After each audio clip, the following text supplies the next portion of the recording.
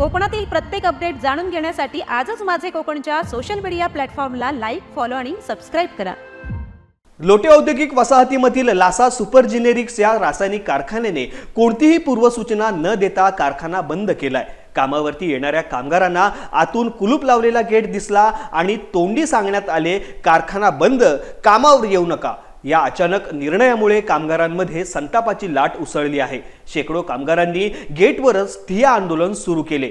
व्यवस्थापनाच्या मनमानीवरती ते संतापलेले असून आपला रोजगार गमावण्याच्या भीतीने ते आक्रमक झाले आहेत। याच कारखान्यात 18 मे 2025 रोजी आग लागून एक प्लांट जळून गेला होता। त्यानंतर 15 जून रोजी काहींना कामावरून कमी करण्यात आले, काहींच्या पगारात कपात झाली। त्यामुळेच कामगारांनी क्रांतिकारी कामगार संघटनेच्या मदतीने स्वतंत्र संघटना स्थापन केली आणि सहाय्यक कामगार आयुक्तांकडे लेखी तक्रार दिले। कामगारांचं म्हणणं आहे की ही बंदची कारवाई म्हणजे त्या तक्रारीचा सूड आहे। आम्हाला न्याय मिळेपर्यंत आम्ही गेटवरच ठिय्या देणार असा इशाराही त्यांनी दिला आहे। आता या अचानक कारवाईने शेकडो कुटुंबाच्या उदरनिर्वाहाचा प्रश्न निर्माण झाला असून प्रशासनाने तातडीने हस्तक्षेप करावा अशी मागणी होत आहे।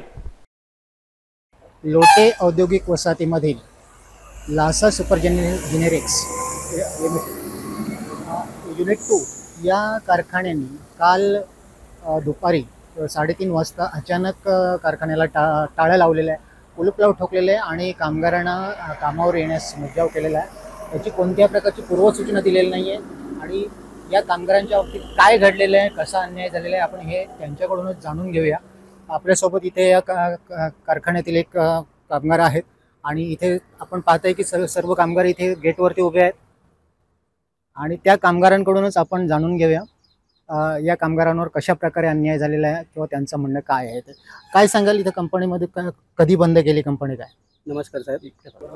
आता त्यासाठी आम्हाला सर्व कामगारांना म्हणजे काही नोटीस न देता, आम्हाला सूचना न देता इथं आम्हाला घरी म्हणजे गेटच्या बाहेर बसवले। आम्ही आम्ही घेणार नाही असं सांगितले। तर काल त्यांनी बंद सांगितले, कालपासून आम्हाला बंद सांगितले। त्याच्यामुळे आता आम्ही इथं उपोषणासाठी बसत आहोत। उपोषण करत असताना आम्हाला इथं घोषणा देऊन म्हणजे उपाशी मारण्यापेक्षा इथं घोषणा देऊन मारण्यात आम्हाला तथ्य वाटतंय। त्याच्यामुळे आम्ही इथे दर दिवशी आम्हाला जोपर्यंत आम्हाला न्याय मिळत नाही तोपर्यंत आम्ही इथं घोषणा देऊन इथं बसणार आहोत। धन्यवाद। गेल्या मे महिन्यामध्ये या कारखान्यामध्ये एक अपघात झाला होता, 18 तारखेला काहीतरी।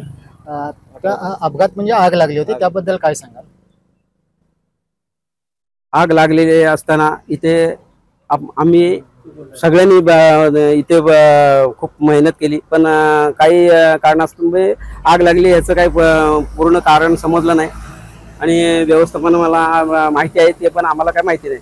म्हणजे आग लागली, पण आग लागल्याच्या नंतर आम्ही ज्यावेळेस इथं सगळ्यांनी झटून प्रयत्न केलेत इथं म्हणजे कंपनीच्या आग विझवण्यासाठी किंवा इतर जे कंपनीला जी आम्हाला आमच्याकडून जेवढी हे सहकार्य पाहिजे होतं तेवढं आम्ही पुरेपूर सहकार्य करत होतो आणि आम्हाला इथं त्याबदल्यात तसं मोबदला न्याय मिळत नाही।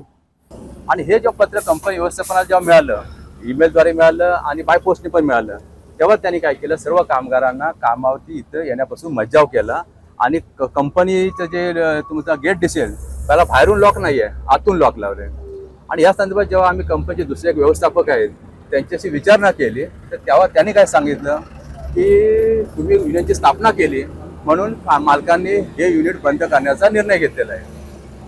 आता हे जे व्यवस्थापनाचा हा जो निर्णय आहे हा खूप अन्यायकारक आहे, पण हा कुठल्या प्रकार विषय चर्चेच्या माध्यमातून न सोडवता त्यांनी इतक्या घाई घसडीने हा विषय त्यांनी हे केलेला आहे की कामगारांना त्यांनी काल गेट बंद केलेले, कामगार रस्त्यावरती आणलेत आणि ह्या कामगारांचं जे उत्पन्नाचे स्रोत आहे ते ही कंपनी आहे, इथे काम आहे त्यांचं। आज हे त्यांचं बंद झालं तर उद्या त्या कामगारांना उपासमारीची वेळ येणार आहे आणि म्हणून ह्या कामगारांनी असं ठरवलंय की उद्या उपासमारीने असं मारण्यापेक्षा या इथं आंदोलन करून जे काय आपलं होईल आणि शेवटपर्यंत जोपर्यंत आपल्याला न्याय मिळत नाही तोपर्यंत हे आंदोलन करायचं असा त्यांनी सर्वांनी एकमुखाने निर्णय घेतलेला आहे।